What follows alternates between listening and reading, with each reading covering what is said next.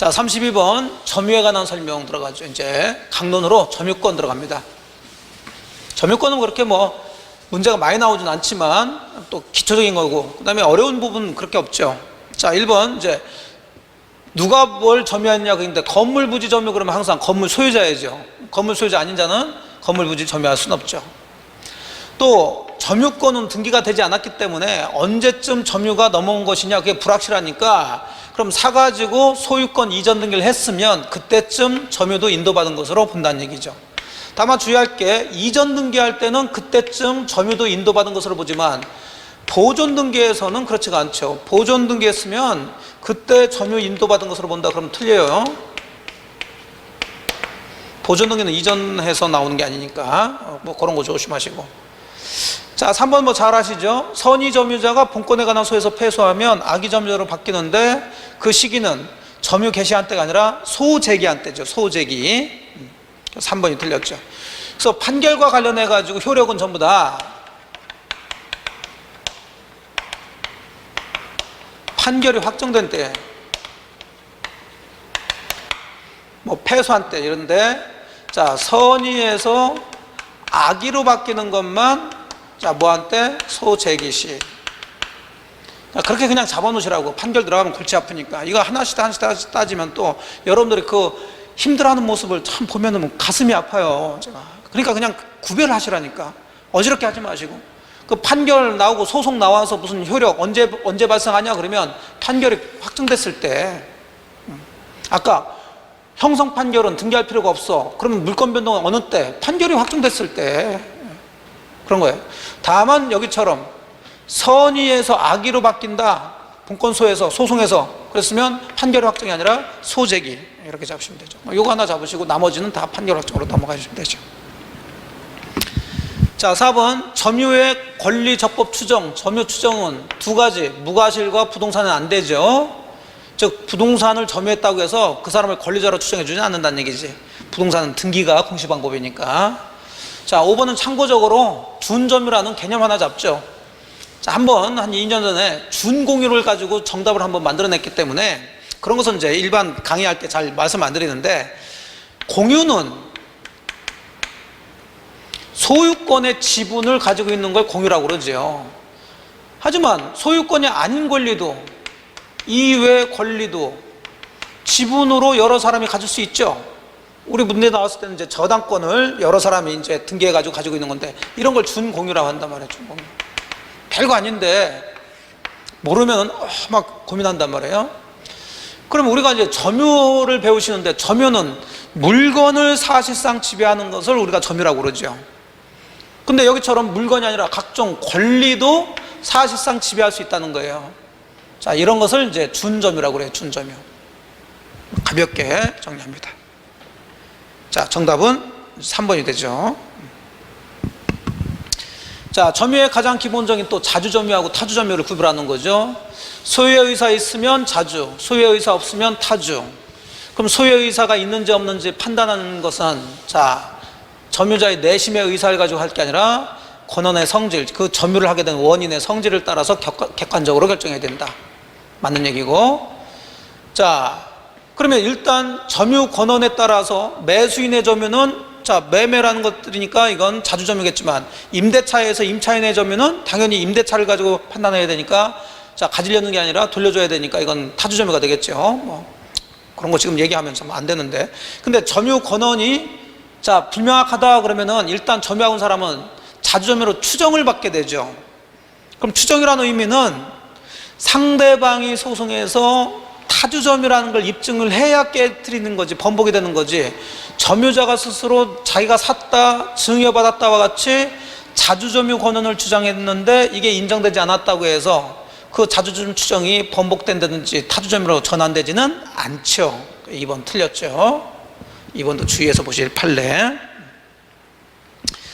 자, 또 타주점유자의 특정 승계인은 그랬어요. 자, 점유도 승계되는데 특히 특정 승계는 뗐다 붙였다 할 수 있다고 그랬어요. 을이 처음부터 점유한 게 아니라 갑으로부터 사서 점유를 이전받았어요. 자, 이 사람을 이제 특정 승계인이라고 그러죠.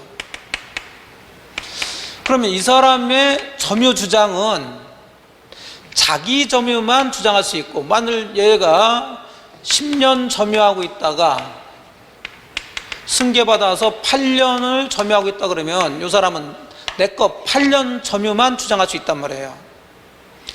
근데 지금 현재 점유자는, 특정 승계인은 전에 점유자의 점유를 아울러 주장할 수도 있죠. 즉 자기 거 8년에 전에 점유자 10년에서 18년을 주장할 수 있다는 거죠. 다만 전 점유자의 점유를 같이 주장하려면 하자도 승계하라는 거예요. 하자도. 그럼 반대로 내 것만 주장한다면 전에 점유가 하자가 있다 하더라도 내 점유는 하자가 없는 것으로 추정받아야 되겠죠.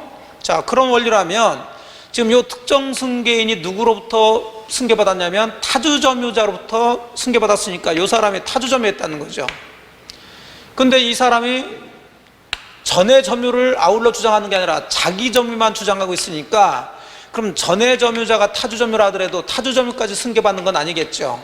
그럼 여전히 자주 점유로 추정을 받으니 이 사람 스스로 자기가 자주 점유라는 걸 입증할 필요는 없다 해야죠. 있다 그러니까 틀린 얘기가 되지. 자, 이렇게 이제 논리적으로 딱딱 맞아 들어가면 재밌어요, 이게. 재밌죠? 거기다 이제 점수도 탁탁 나오고 하면은 이제 이제 합격된다. 이제 한 50일만 버티면 이제 나는 합격이다. 해방이다. 이렇게 생각하시면 되지.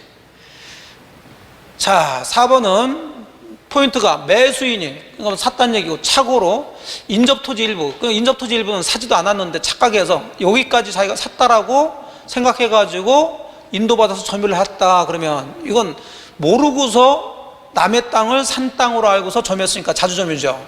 문제는 분묘를 설치 관리했다, 이게 여기에 포인트를 좀 주시면 안 돼요. 그러니까 이건 아예 자기 땅인 줄 알고 자기 땅에다가 분묘 설치했으니까 계속 자주점유죠. 자, 분묘인데 만일에 타인 토지에 분묘 설치 이러면은 이제 이게 타주점유가 되면서, 타주점유, 남의 땅에다가 분묘 설치했으니까 이걸 이제 분묘 기지권자라고 그러죠.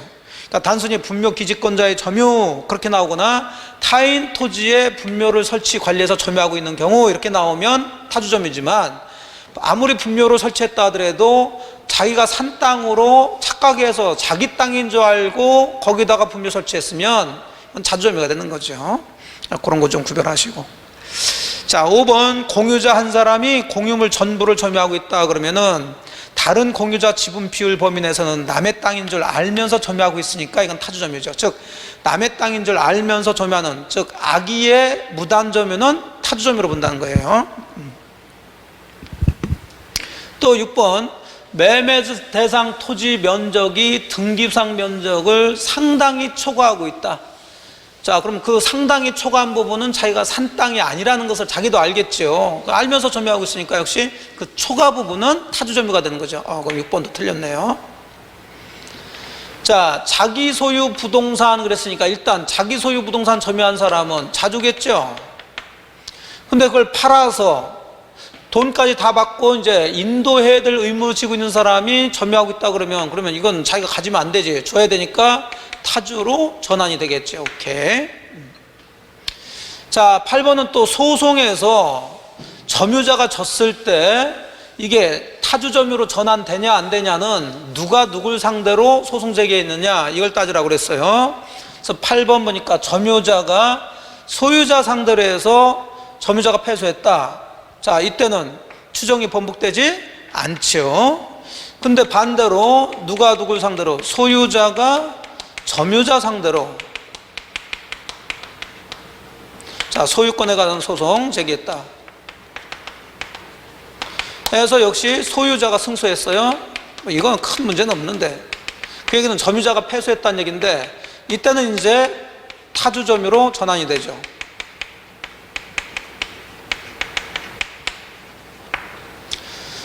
상대방이 이겼다는 얘기는 상대방이 입증을 다 했다는 얘기니까. 자, 그래서 소송에서 자주 타주 얘기 나오면 누가 누굴 상대로 했는지를 포인트로 잡으시라고 그랬어요. 자, 저런 게 기억이 나셔서 문장 안에서 찾아주시면 되는 거죠. 자, 틀린 것은 2번, 3번, 6번이 되겠네요. 자, 34번 문제는 이 물권적 청구권은 제가 이번 파트에서는 이제 뺐는데, 왜냐면 이제 작년까지만 해도 넣었는데, 이 물권적 청구권은 사실 중요한 파트죠. 근데 이제 작년, 재작년 연속해서 나왔기 때문에 조금 좀 나올 수 있는 가능성은 좀 적습니다. 그래서 일반적인 물권적 청구권은 빼버렸는데, 작년, 재작년 나온 물권적 청구권 다 소유권과 관련된 물권적 청구권들이 나왔기 때문에 점유권과 관련된 거, 그거 이제 몇 가지 정리해보자 그런 얘기죠. 그래서 점유보호 청구권. 그럼 점유보호 청구권은 이제 크게 이것도 세 가지. 점유물 반환 청구, 즉 회수 청구가 있고, 재거 청구가 있고, 예방 청구가 있는데, 일단 반환 청구 중심으로 들어가시면 되죠. 점유물 반환 청구, 회수 청구하려면, 자, 침탈이 돼야 되지. 사기나 유실물에 대해서는 반환 청구할 수가 없죠. 침탈, 점유를 뺏겨야 된다는 얘기죠. 아주 대표적인 것들이니까 잡으시고.